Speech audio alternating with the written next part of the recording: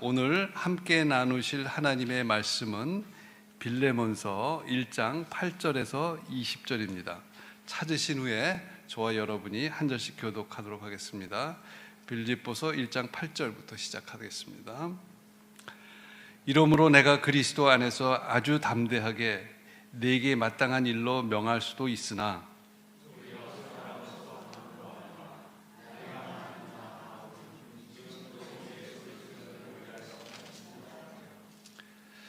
갇힌 중에서 낳은 아들 오네시모를 위하여 네게 간구하노라.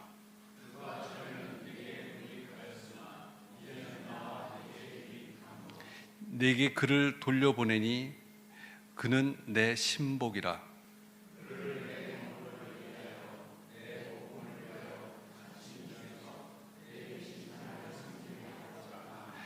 다만 내 승낙이 없이는 내가 아무것도 하기를 원하지 아니하노니 이는 너의 선한 일이 억지같이 되지 아니하고 자의로 되게 하려 함이라.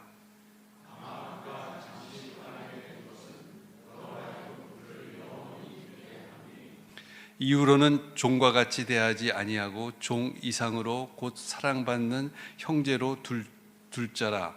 내게 특별히 그러하거든 하물며 육신과 주 안에서 상관된 내게랴.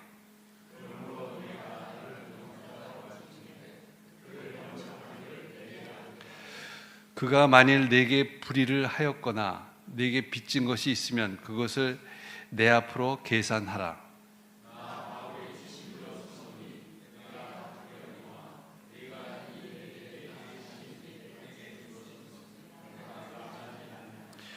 오 형제여, 나로 주 안에서 너로 말미암아 기쁨을 얻게 하고 내 마음이 그리스도 안에서 평안하게 하라. 김 목사님께서 편견과 배제의 세상 화목하게 하신 하나님이시라는 제목으로 말씀 전해 주시겠습니다.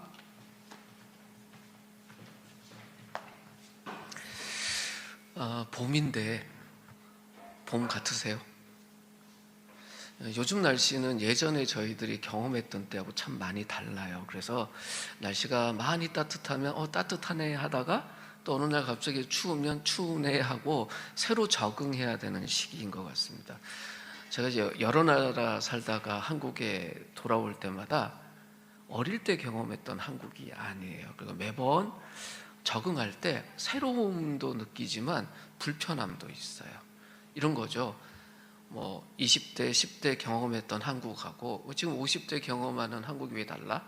같아야 되는 거 아니야? 그런 생각 들어요. 근데 우리 공동체 안에는 이제 해외와 한국을 오가시는 분도 계시거든요. 대표적으로 이정희 집사님 같은 경우에는 1년의 반 이상을 또 밀라노에서 또 1년의 반 가까이는 한국에 계신데 한국 오실 때마다 예전 한국하고 좀 다른 날씨들 경험하시죠. 그게 참 이상해요. 늘 그래야 될 것 같은데 그렇지 않은 것. 근데 그걸 당연하게 받아들여야 됩니다. 내가 이미 경험했던 거하고 내가 지금 경험하는 것 사이에 늘 간격이 있구나. 근데 그렇게 사는 게 인간이에요. 그런데 여기서 벗어날 때가 있습니다. 오늘 이제 다루려고 하는 내용이 그건데 우리가 사용하는 단어 중에 선입견이라는 말이 있죠. 어떤 뜻이에요? 미리 정해놓은 견해라는 뜻이에요. 한자 그대로 하면 선입견. 근데 이게 언제 사용하는 거냐면 어떤 사람이나 어떤 대상을 만나기 이전에 미리 정해놓은 견해예요. 그러니까 그 사람을 만났어요? 아니요. 그 대상을 만났어요? 아니에요. 오늘 이 말을 가장 유심히 들어야 될 분은 김상우 형제입니다. 왠지 아십니까? 좋은 사람을 우리가 소개해 줄 수 있어요. 그런데 그 사람 만나기 전에 미리 경험하지도 않았는데 견해를 세워놓을 수 있잖아요. 그게 선입견이에요. 어떤 대상을 인식하기 이전에 이미 그 대상에 대해서 가지고 있는 견해. 한국 사람들에게 일반적으로 그런 생각이 있을까요? 없을까요? 있어요. 어떤 거요? 미국 사람. 그럼 어떤 생각 드세요? 그냥 각자가 갖고 있는 생각이 있어요. 미국 사람 이럴 거다. 태국 사람 어떨 것 같으세요? 태국 사람 만나서 깊이 사귐이 없는 분들도 여기 많은데 우리 최홍락 장로님하고 송구사님은 방콕에 오래 사셨기 때문에 저분들이 갖고 있는 태국 사람이라는 생각하고 다른 분들하고 좀 달라요. 저건 말레이시아 사람 대부분들 잘 없으시잖아요. 그런데 저 아내하고 저는 거기 살다 왔잖아요. 그럼 또 견해가 달라요. 이탈리아 사람은 어떨까요?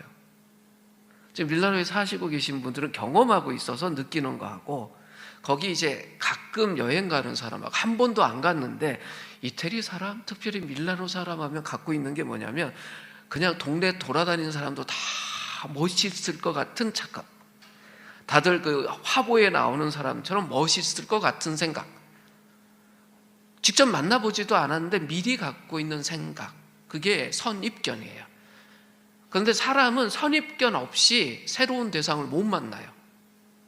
왜냐하면 한 번도 경험하지 못한 것을 새롭게 경험하기 이전에 자기가 이미 경험했던 무엇 가지고 그것에 대해서 생각을 자꾸 만드는 것이 인간이에요. 그러니까 선입견을 갖는 건 어쩔 수 없지만 그 선입견에 대해서 어떤 생각해야 돼요?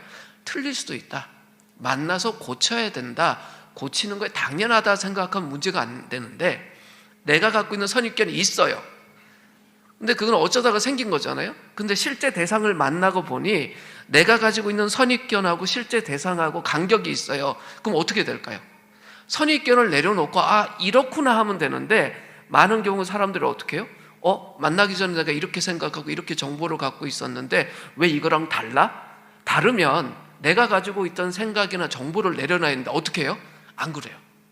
적당히 중간으로 가거나 아니면 내가 이 사람에 대해서 제대로 못 보고 있는 것 같아. 내가 가지고 있던 미리 갖고 있던 이 견해가 맞아. 우겨요. 이렇게 할 때 어떤 문제가 생길까요? 내가 직접 경험하고 만나고 있는 이 대상을 있는 그대로 보지 못하는 오류가 생겨요. 무엇 때문에? 선입견 때문에.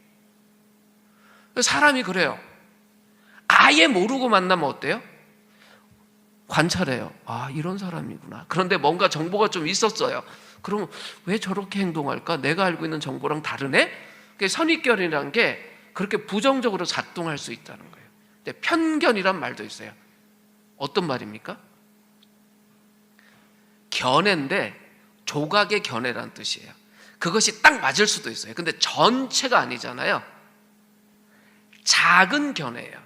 그러니까 그 작은 견해가 딱 맞는 것일 수도 있지만 조금 틀릴 수도 있어요. 근데 이 편견을 가지고 어떤 대상을 만나면 거기 안에 들어오는 부분을 만나면 맞아. 내가 알고 있던 게 맞네? 근데 그걸 넘어가면 왜 다른 모습이 보이기 시작해?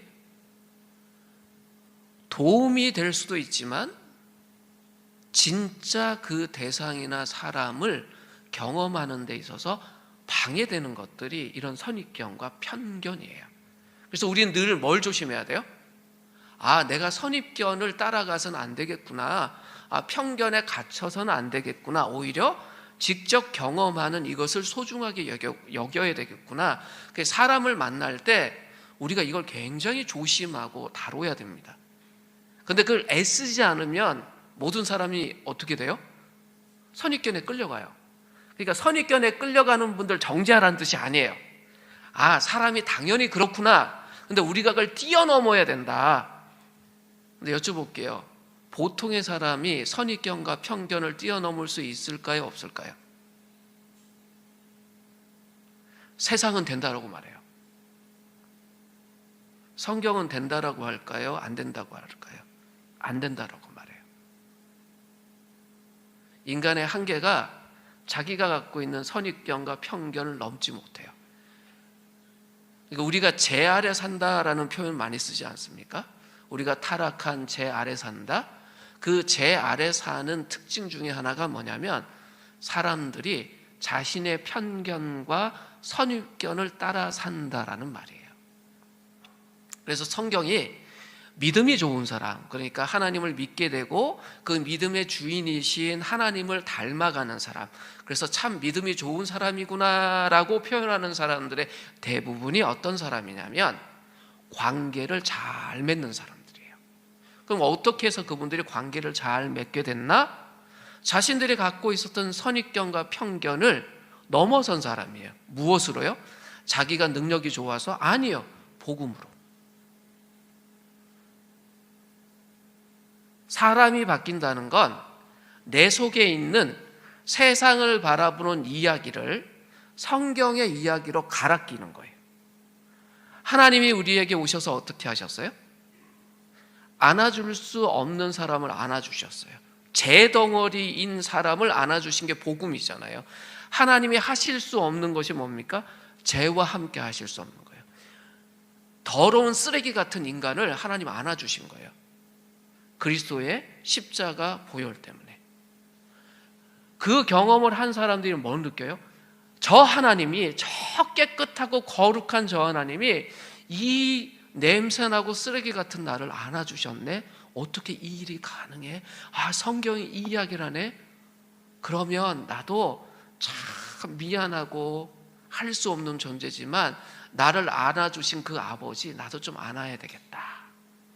그러면서 떨리는 손으로 하나님을 안는 것, 그것이 복음으로 내 삶이 바뀌는 거예요. 그래서 하나님 앞에 나올 때 죄스러움도 있고 미안함도 있고, 우리 주일마다 예배 오면 뭐부터 해요?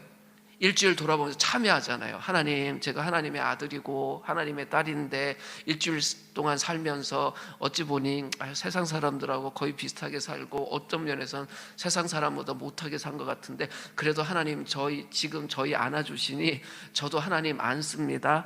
용서해 주시고 우리 새롭게 해주십시오. 늘 기도하잖아요. 복음을 아는 사람이니까 그래요. 근데 세상에 있는 사람들 중에 복음 모르는 사람들은 교회 갑시다 그러면 무슨 이야기 하는 줄 아세요? 정말 착한 분들이 제가 지금 삶이 너무 엉망이라서 그거 몇 개 좀 고쳐놓고 적당히 괜찮아지면 그때부터 나갈게요. 이런 분들 계세요. 복음을 모르니 어떻게 해요? 하나님 하면 되게 멋진 분이고 좋은 분인데 그분 앞에 가기에 내가 어떻다? 너무 모자라니 조금만 기회를 주세요. 근데 성경은 어떻게 이야기합니까? 그런 생각 빼내고 복음의 이야기로 갈아 껴라. 하나님 어떻게 하셨다고요? 쓰레기 같은 나를 안아주셨다. 그래서 나도 하나님 안을 수 있다. 이 이야기로 바꾸기라는 거예요. 이렇게 새로운 이야기를 딱 받아들이는 사람이 뭐 할 수 있냐면 나와 다른 사람, 그 사람을 안아줄 수 있어요. 그래서 복음으로 새롭게 된 사람만 할 수 있는 일이 뭐냐면 선입견과 편견을 넘어서 함께 해야 되는 사람들을 안아줄 수 있어요. 기독교의 가장 중요한 게 하나님을 사랑하는 것이고 이웃 사랑하는 것이라고 말하잖아요. 근데 우리가 정말 이웃을 사랑하려면 우리 속에 이 복음의 이야기가 사람을 만나는 일에 중요한 것으로 딱 자리 잡아야 되는데, 그 중에 하나가 뭐냐면 선입견과 편견의 벽을 넘어서는 거예요. 오늘 본문의 이야기가 그겁니다.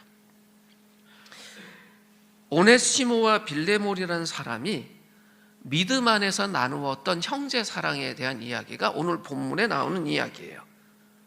그런데 이 둘의 관계가 굉장히 희한해요.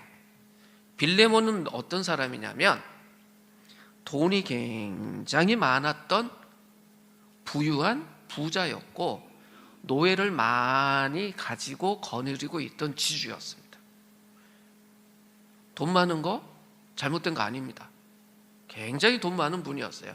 그럼 오네시모는 누구였냐? 그 빌레몬의 노예 중에 한 사람이었습니다. 그럼 둘의 관계가 친했을까요? 안 친했을까요?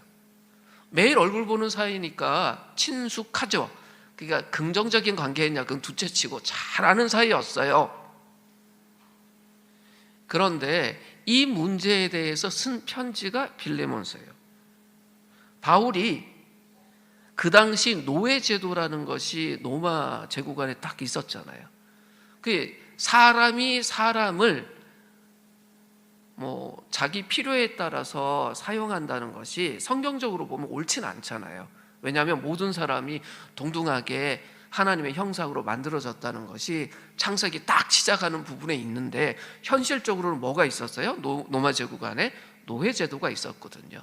그럼 이런 제도가 있는 현실 안에서 사람과 사람이 믿음 안에서 어떻게 만나야 되나, 그 이야기를 한 것이 이 빌레몬서예요.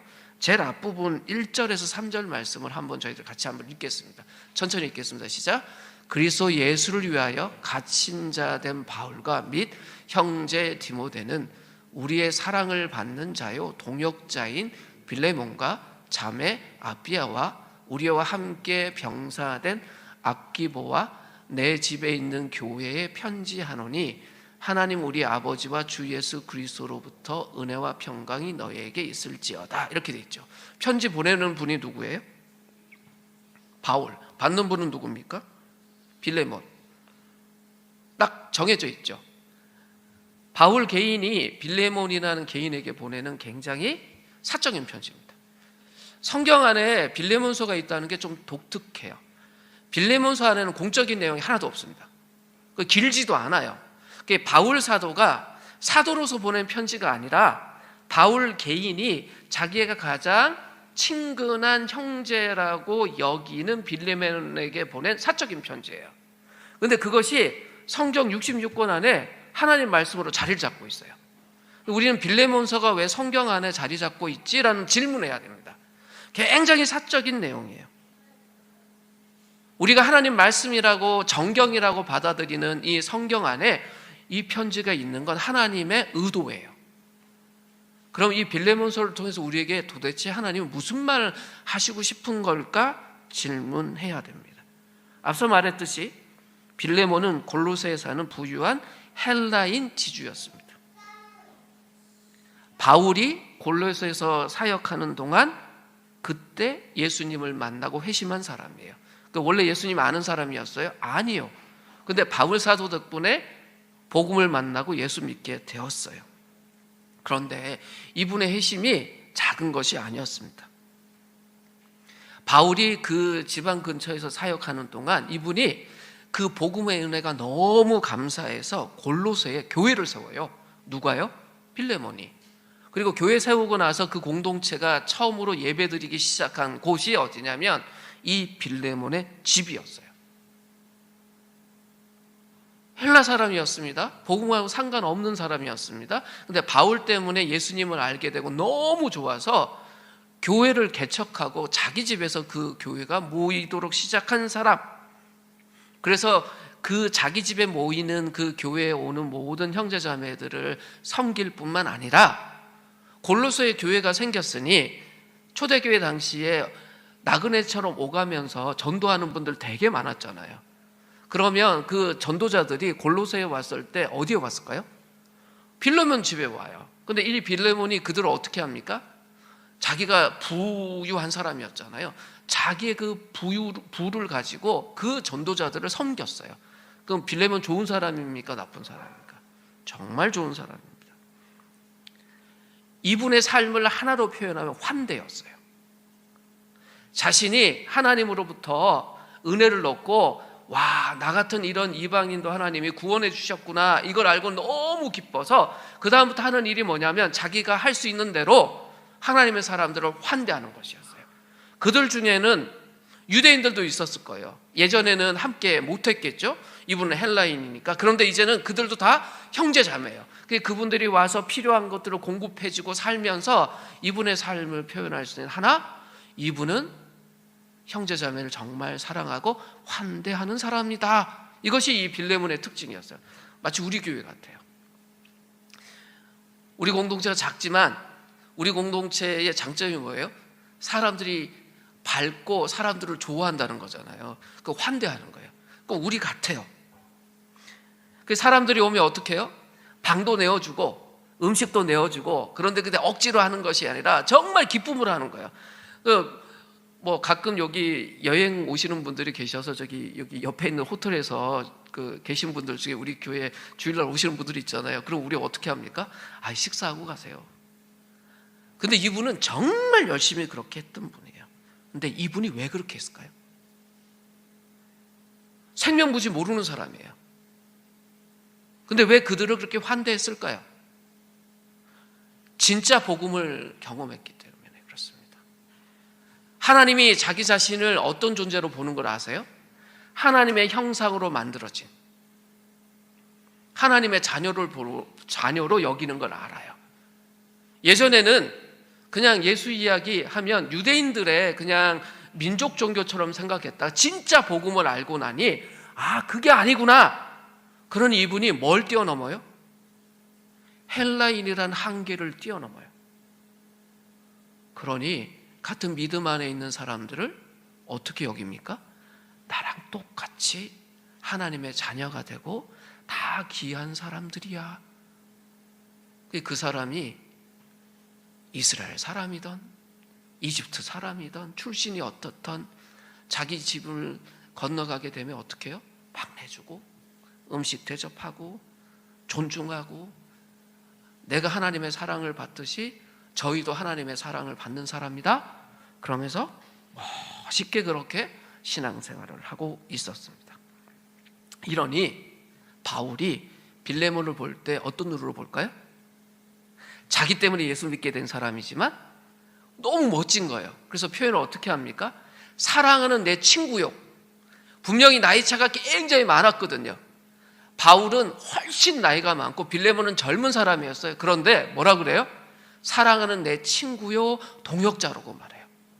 이게 거칠애가 아니라 진짜 그렇게 바울이 느끼는 거예요. 빌레몬 보니 어때요? 늦게 예수를 믿었지만 아이고 정말 예수 닮은 모습으로 사는구나. 그래서 우리의 사랑하는 동역자라고 그렇게 부릅니다. 근데 굳이 빌레몬서를 그럼 왜 써서 보냈냐? 문제가 오네시모 때문이에요. 빌레몬 때문에 문제가 생긴 게 아니라 오네시모 때문에 문제가 생겼습니다. 오네시모가 빌레몬의 노예 중에 한 명이라고 했잖아요. 근데 이 사람이 사고를 칩니다. 주인의 돈을 훔쳐갔고요. 노마로 도망가 버려요. 골로새에서 멀리 노마까지 도망을 가는데 그냥 도망가는 것도 아니고 주인의 돈을 훔쳐서 도망갔어요. 그럼 어떻게 됩니까? 그 당시 법이라고 하면 사형을 시킬 수도 있었습니다. 아니면 정신 들 때까지 그냥 다시는 그렇지 않을 만큼 두드러 패도 됐어요. 돈 가지고 튄 노예예요. 그러니까 오네시모는 어떤 사람이에요? 아주 나쁜 놈이에요. 근데 이 오네시모가 어디로 도망왔다고요? 노마로. 근데 오네시모가 도망간 노마에 누가 있었냐면 바울이 있었어요. 바울이 2년 가까이 노마에 감금돼 있었거든요. 근데 희한하게 감금돼 있었어요. 개인 주택 같은데 있었어요. 나갈 수는 없지만 방문객들이 오는 건 아무 문제가 없었거든요. 2년 동안 그래서 노마에 감금돼 있을 때 바울이 복음을 열심히 전합니다. 그 노마에서 전하는 바울의 복음을 듣고 예수 믿게 된 사람이 누구냐면 오네시모예요. 여기서 문제가 생긴 겁니다. 골로새에서 사고치고 주인의 돈 훔쳐갖고 노마까지 도망온 사람이 오네시모인데 이 사람이 노마에 와서 예수님을 믿게 된 거예요. 바울을 통해서. 그리고 이 사람이 확 바뀌어버렸네요. 예전에 어떤 사람이었습니까? 도망친 노예. 그럼 누구라도 잡아서 족칠 수 있는 그런 사람인데 이분이 어떻게 됐다고요? 완전히 바뀌었어요. 그래서 바울이 이 오네시모를 어떻게 표현하냐면 주 안에 형제된 자라고 표현해요. 분명히 오네시모를 어떻게 불러야 돼요? 도망친 노예라고 불러야 되는데 바울이 지금 어떻게 말하냐면 주 안에서 형제된 자다라고 표현을 하고 있습니다. 바울은 언제 오네시모를 만났습니까? 여보세요? 이 정황을 이해하려면 바울이 언제 오네시모를 만났을까요? 로마에서 처음 만났을까요? 골로새에서도 봤을까요? 골로새에서도 봤죠. 근데 골로새에서는 오네시모가 어떤 사람이었어요? 빌레몬 밑에 있는 노예 중에 한 명이었죠.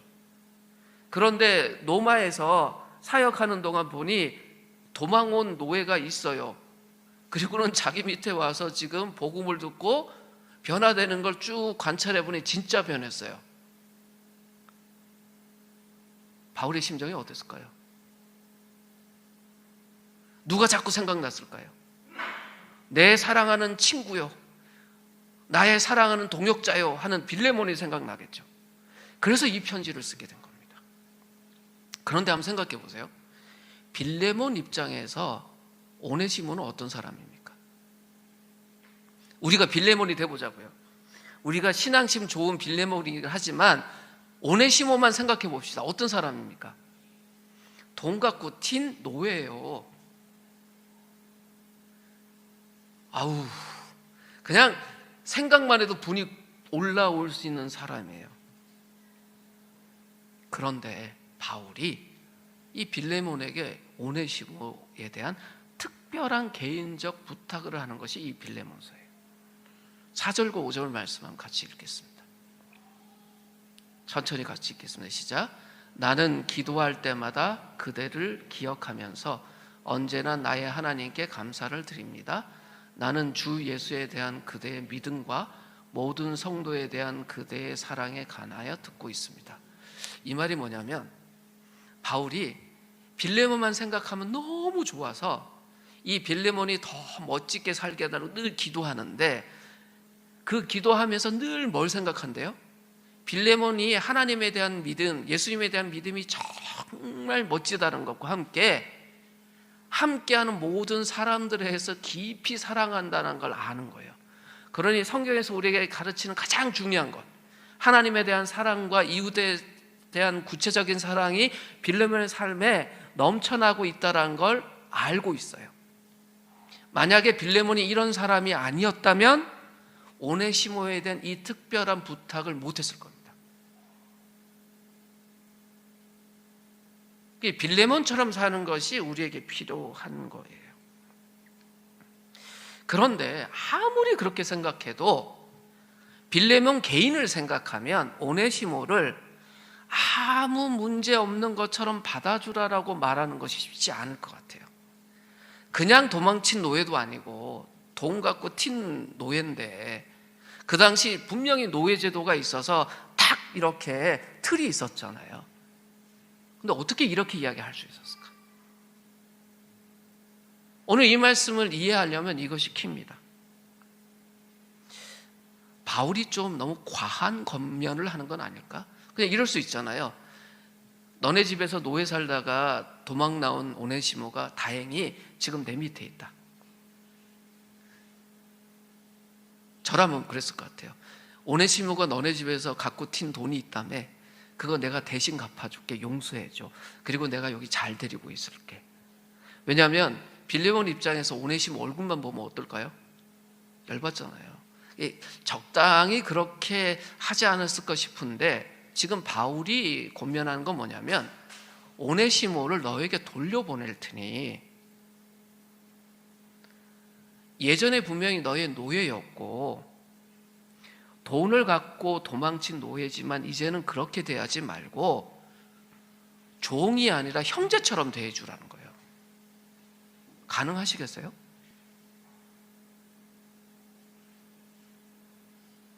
여기 그 직장의 CEO 분들 좀 계시잖아요. 중요한 직책을 맞은 어떤 사람이 돈 갖고 튀었어요. 그런데 어떤 분이 부탁하는 거예요. 이분 개가천선했으니 당신의 형제로 여겨주십시오. 이거 가능합니까? 정말 어려운 이야기 같아요. 근데 바울이 왜 이 이야기를 하느냐? 그 핵심이 뭐냐면 사람의 눈으로 오네시모를 보지 말라는 거예요. 하나님의 눈으로 오네시모를 좀 봐달라. 이게 무슨 말이냐면 빌레몬 당신이 구원받을 수 있었던 이유가 뭔지 한번 생각해봐라.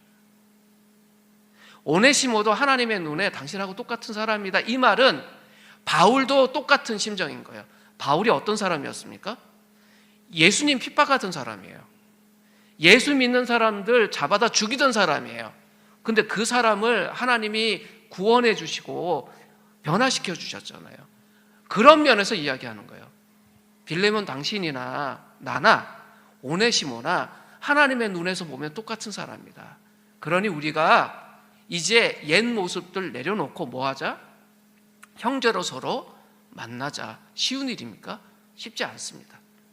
만약에 빌레몬이 예수님에 대해서 알게는 됐지만 정말 복음이 그 사람을 충만하게 인도하고 있지 못했다면 이건 정말 힘든 일이고 내가 교회에 계속 있어야 되나 떠나야 되나 고민할 만한 일이었어요.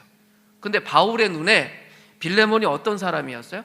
정말 복음 그대로 사는 사람이란 것이 확신이 되니 뭐라고 말해요? 당신에게 개인적으로 부탁한다. 그래서 무슨 말 합니까? 억지로 하지 않도록 하겠다. 내가 나이도 많고 당신에게 복음을 알려준 사람이니 명령할 수 있지만 그렇게 하지 않고 당신이 결정할 수 있도록 그냥 나는 권면만 하겠다라고 이야기를 해요. 여기 핵심이 있습니다. 오네시모라는 사람의 이름이요, 유럽 이름들은 이름에 의미가 있잖아요. 유익하다는 뜻이에요, 이름 자체가. 그런데 이전에 오네시모가 빌레몬에게 유익한 사람이었습니까? 돈 갖고 튄 노예예요. 유익하지 않잖아요. 그러니까 이 오네시모가 자기 이름하고 반대로 살았어요. 그런데 이제는 어떻게 됐다고요? 당신이 내 유익할 거다, 그 이야기를 11절에서 이야기합니다. 뭐라고 이야기하냐면, 그가 전에는 그대에게 쓸모없는 사람이었으나 이제는 그대와 나에게 쓸모있는 사람이 되었다. 당신에게도 쓸모있고 나에게도 쓸모있는 사람이다. 진짜 오네시모가 되었다. 뭐 때문에요? 복음 때문에. 우리 이거 인정해야 된다. 이 말 속에 뭐가 있을까요? 당신이나 나나 쓸모없는 사람이었다. 근데 복음 때문에 쓸모있는 사람 되지 않냐? 지금 바울은 어떻게 살아요? 이방 사람들에게 예수 전하는 사람으로. 빌레몬은요, 이방 땅 골로새에 교회 세우고 하나님의 백성들, 오고 가는 사람들 섬기면서 복음이 확장될 수 있도록 정말 쓸모있는 사람이 됐잖아요. 근데 오네시모도 어떤 사람요? 이름만 오네시모고 쓸모없는 사람이었고 주변 사람들인데 피해주는 사람이었어요. 노예가 주인 돈 가지고 도망간 사람이었어요. 근데 이분이 예수 만나고 어떻게 됐다고요? 쓸모있는 사람이 되었다. 이거 인정하고 어떻게 하자고요? 형제로서 만나자. 쉬운 일일까요? 쉽지 않아요. 근데 바울이 지금 어떻게 하고 있습니까? 이것이 우리에게 중요한 겁니다 라고 이야기를 해요.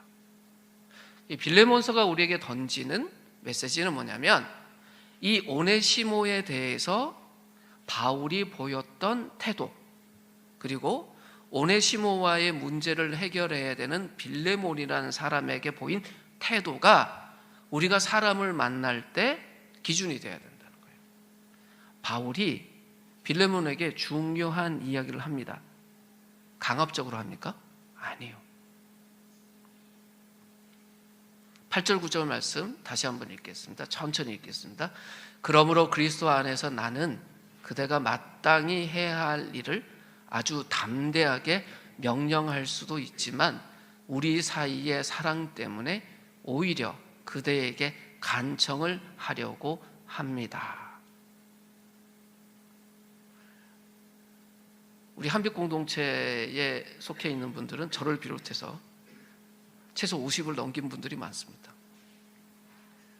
그러다 보니 우리가 다른 사람들에게 좋은 곳을 권면할 때 오늘 본문에 있는 바울과 달리 뭐 할 수 있어요? 야, 선배 말 좀 들어, 할 수 있어요.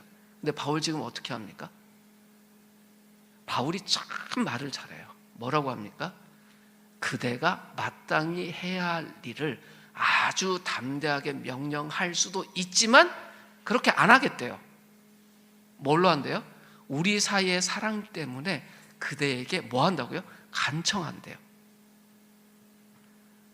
부모 세대가 자녀 세대에게 좋은 것을 권면할 때가 있습니다. 해야 됩니다. 근데 어떻게 하라고요? 명령하지 말고요, 권하라는 거예요. 믿음의 선배로서 믿음의 후배에게 명령해야 될 때 있을 수 있습니다. 근데 어떻게 하래요? 권하래요. 그래서 좋은 믿음은 좋은 관계를 맺는 거예요. 요즘 세상 사람들이 가장 싫어하는 게 꼰대라며요. 옳은 것을 옳게 말할 줄 알아야 되는데 옳은 것만 말하다 보면 꼰대가 될 수 있어요. 바울은 충분히 꼰대가 될 수 있는 상황에 있는 분이었어요. 당시 복음에 대해서 가장 열심히 전하고 복음에 대한 깊이가 가장 많은 분이니까 어떤 이견이 있을 때 내 말 좀 들어라 하면 되는 분인데, 빌레몬에게 어떻게 합니까? 마땅히 해야 될 거 내가 강력하게 명령할 수도 있지만 내가 그렇게 하지 않고 우리 안에 있는 사랑 때문에 오히려 간절히 간청한다라고 이야기를 합니다. 그러면서 본인이 원하는 것이 무엇인지 이야기해요. 14절 말씀 한번 같이 보겠습니다. 시작. 그대의 승낙이 없이는 아무것도 하고 싶지 않았습니다. 나는 그대가 선한 일을 마지 못해서 하지 않고 자신에서 하기를 원하기 때문입니다. 빌레몬 입장에서 오네시모를 받아들이는 건 복음의 관점에서는 당연한 거지만 이 땅을 사는 사람의 입장에선 참 버거운 일이었을 거예요. 그러니까 복음 때문에 이야기한다면 야, 그거 털고 일어나야지 이렇게 말할 수 있지만 바울이 그렇게 이야기하지 않습니다. 오히려 오네시모가 진짜 형제로서 빌레몬에게 받아들여질 수 있도록 빌레몬에게 부탁합니다. 두 사람 사이에 진짜 신뢰가 만들어질 수 있도록 분위기를 만들고 자기 자신도 빌레몬도 오네시모도 하나님 앞에서 어떤 존재인지를 깨닫게 하는 것으로 이런 거죠. 야, 내가 너희들 복음 잘 가르쳤잖아. 그럼 너네들이 잘 지내는 것이 내가 가르친 복음대로 사는 거 아니야? 이렇게 말하는 것이 아니라 어떻게 해요? 당신이나 나나 복음을 듣지 않았습니까? 그러면 나나 당신이나 오네시모나 어떻게 해야 될까요? 하나님이 우리를 그렇게 안아주셨으니 우리가 서로 그렇게 안아줘야 되지 않겠습니까? 라고 이야기를 해요. 이게 이 땅에서 하나님을 아는 사람, 하나님처럼 살겠다는 사람의 태도여야 해요. 근데 이 땅의 모습은 어떤가요? 그렇지 않아요. 편견이 작동해요. 선입견이 작동해요. 저 사람 나랑 달라. 저 사람하고 나 같이 할 수 없어. 그래서 요즘 21세기 이 지구 땅에 가장 많이 사용되는 단어들이 뭐냐면 혐오, 배제 이런 단어들이에요. 그러니까 사람들 사이에 이렇게 선이 많아요. 남자와 여자 사이에 선이 있고 세대 간에 선이 있고 부부 사이에도 선이 있고 뭐 이렇게 해서 이거 넘어오지 마. 예전 저희 국민학교 시절에 이렇게 1인용 책상 아니고 2인용 책상이 있으면 딱 새 학기 돼서 짝이 바뀌자마자 중간에 쫙 긋고 넘어오면 안 돼. 뭐 이런 것처럼 세상이 막 갈라져 있어요. 세상은 그런 곳이에요. 세상 탓하지 말고 그러면 그런 세상 속에서 우리가 어떻게 살아야 되냐는 거예요. 도망간 노예를 향해서 빌레몬에게 뭘 요청해요? 우리 예수님 때문에 사랑을 경험했잖아. 그럼 우리 그 사랑 실천해야 되지 않아? 근데 당신 그렇게 살았잖아. 어떤 사람이었어요? 모든 성도를 향해서 정말 사랑하는 사람이었어요. 빌레몬은 이미. 근데 정말 넘기 힘든 자기 아래 노예로 살다가 돈까지 훔쳐서 도망간 사람, 그것도 저 멀리 노마까지. 근데 그 사람이 이제 돌려보낼 테니 그 사람도 형제로 기꺼이 받아주면 좋겠다. 빌레몬이 오네시모를 형제로 진짜 받아들였다라는 것이 골로새 사람들이 알게 되면 어떤 일이 벌어졌을까요?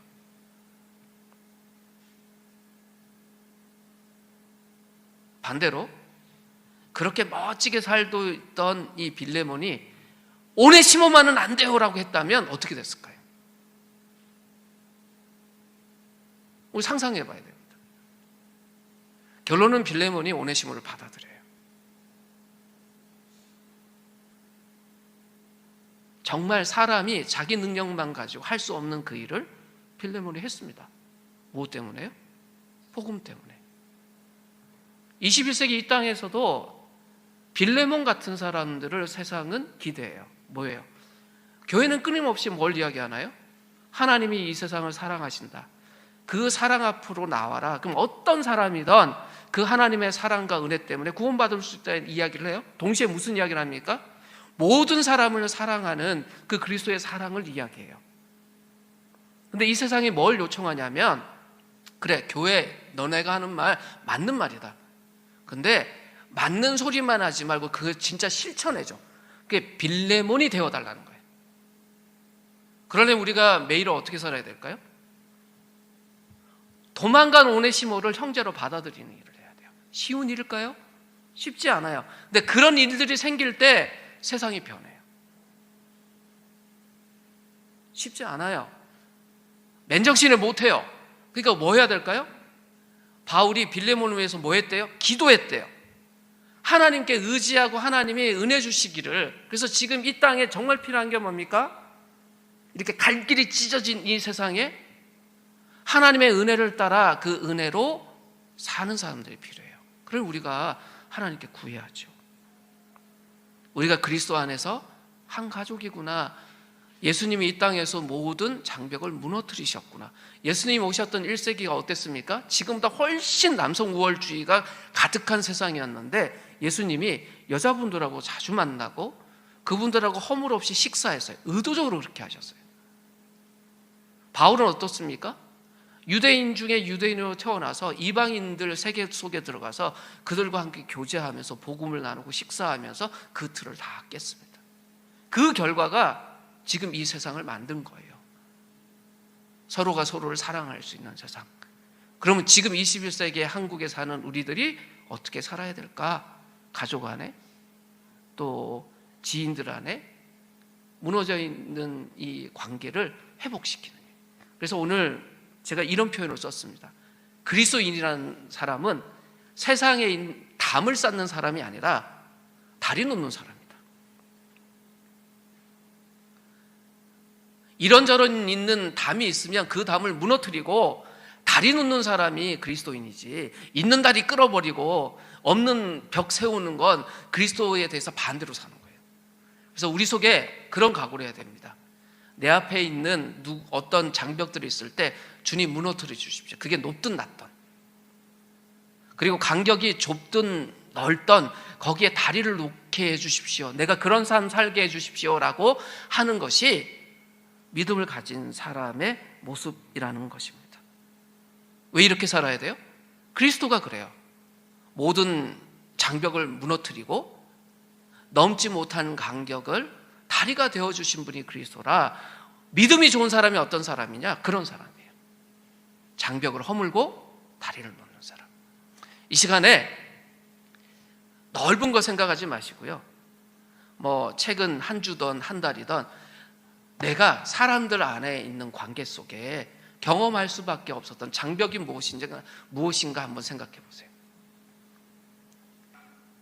그걸 허물고 함께 할 수 있는 다리를 놓으려면 내게 뭐가 필요한가 한번 생각해 보셔야 돼요. 근데 제가 마지막으로 부탁드릴 게 있어요. 사람의 삶의 대부분은 말을 통해서 이루어집니다. 뭐 한국말에 그런 거 있잖아요. 말 한마디로 청량빛 간다? 예, 그렇습니다. 근데 반대로 말 한마디 잘못하면 망하기도 합니다. 이 땅의 언어가 가르고 반복하게 만드는 배제의 언어가 있어요. 혐오의 언어가 있어요. 그런 단어들은 우리가 버려야 돼요. 반대로 서로 사랑하고 서로 용서하고 서로 화합하고 화목하도록 만드는 언어들도 있어요. 그럼 우리가 뭐부터 해야 될까요? 언어를 바꿔 껴야 돼요. 나도 모르게 자꾸 사용하는 혐오의 언어, 배제의 언어 이런 것들이 있다면 제거하고 하나님이 우리에게 새롭게 주신 그 사랑의 언어, 평화의 언어, 화목의 언어들을 낯설어도 자꾸 사용해야 됩니다. 그럴 때 우리의 삶과 생각이 바뀌고 우리의 관계가 바뀌어요. 작은 것부터 출발합니다. 이 시간에 잠시 침묵으로 우리의 삶을 돌아보면서 내가 가장 먼저 버리고 깨트려야 될 단어들이 무엇인가 한번 생각해 보십시오. 단 하나라도 하나님이 우리에게 주신 이 귀한 생명의 언어, 평화의 언어, 사랑의 언어 중에 내가 꽉 붙들어야 되는 것이 무엇인지 한번 생각해 보십시오. 그리고 그 단어를 내 자신뿐만 아니라 나의 가장 가까운 사람들, 그 사람들에게 사용할 수 있어야 됩니다. 가족이 왜 무너져요? 가족에게 해선 안 될 말들을 해서 그렇습니다. 사회과학자들이 한국 사회를 분석하면서 그런 이야기를 했어요. 한국 사람들이 흥해라 흥해라는 소리를 많이 했잖아요. 코를 풀 때도 뭐예요? 흥해라. 그것 때문에 한국이 잘 됐대요. 그런데 한국이 힘들어진 게 뭐냐면 부모들이 화가 나면 전 나가 뒤질 놈들 이랬대요. 아니 집에서 죽는 것도 아니고 나가 뒤지래요. 관계를 끊는 굉장히 나쁜 말들이었어요. 근데 그런 말들이 요즘 많이 사라졌습니다. 일상에 우리가 어떤 단어를 사용하고 문장을 사용하냐? 그것이 우리가 누구인지를 가르쳐요. 자, 보세요. 빌레몬이 오네시모를 생각할 때 내내 생각하던 단어가 뭐였습니까? 도망간 노예였어요. 그런데 바울의 이 편지를 받고 또 오네시모가 자신 앞에 나타났을 때 이 도망간 노예라는 표현을 내려놓고 빌레몬이 받아든 단어가 뭡니까? 형제라는 단어예요. 쉬운 일입니까? 쉽지 않습니다. 그러나 그걸 그렇게 붙들었을 때 어떤 일이 벌어집니까? 혁명 같은 일이 벌어집니다. 여전히 노예 제도가 있는 세상이었지만 도망간 노예와 부유한 지주가 진짜 형제가 됐어요. 그래서 세상이 바뀌었어요. 그게 복음이에요. 지금 우리 그렇게 살아야 돼요. 우리가 작지만 작지 않습니다. 복음을 따라 우리가 살면 그렇습니다. 오늘 우리가 그걸 붙들어야 됩니다. 하나님이 나에게 주신 복음, 그 복음이 나를 통해서 세상을 바꿀 수 있구나. 세상의 제도가 바뀌는 것보다 더 중요한 것이 우리의 삶이 바뀌는 거예요. 우리의 언어가 바뀌는 거예요.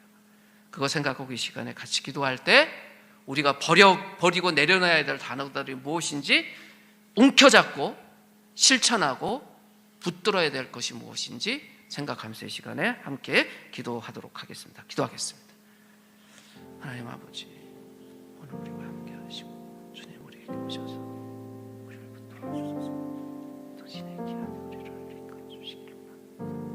하나님 함께 하소서. 그전에 주님 지켜주소서.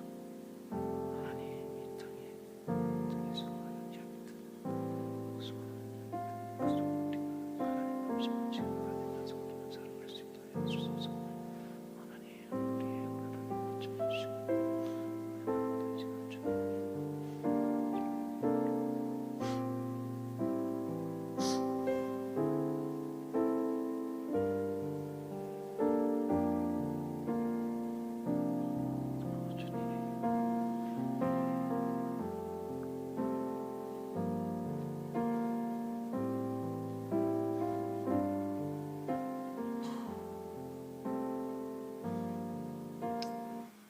하나님, 우리가 복음을 만났고 그 복음 때문에 죄와 사망에서 구출받고 평화와 사랑의 나라 안에 거하는 하나님의 자녀, 하나님의 백성이 되었습니다.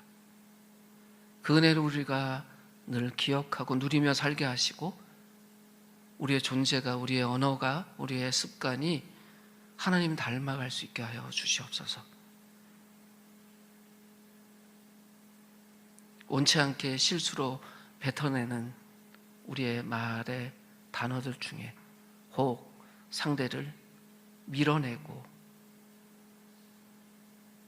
미워하고 정죄하는 단어들이 있다면 하나님, 우리가 그것들을 하나씩 하나씩 제거해 가게 하여 주시고 하나님의 그 사랑과 평화의 언어들이 우리에게 익숙해져서 그걸 나눌 뿐만 아니라 그 언어 속에 있는 그 진정한 의미를 살아낼 수 있는 하나님의 사람들로 우리가 성숙해 가게 하여 주시옵소서. 우리를 구원하시고 우리의 삶을 날마다 새롭게 빚어가시는 그리스도 예수의 이름으로 기도드립니다.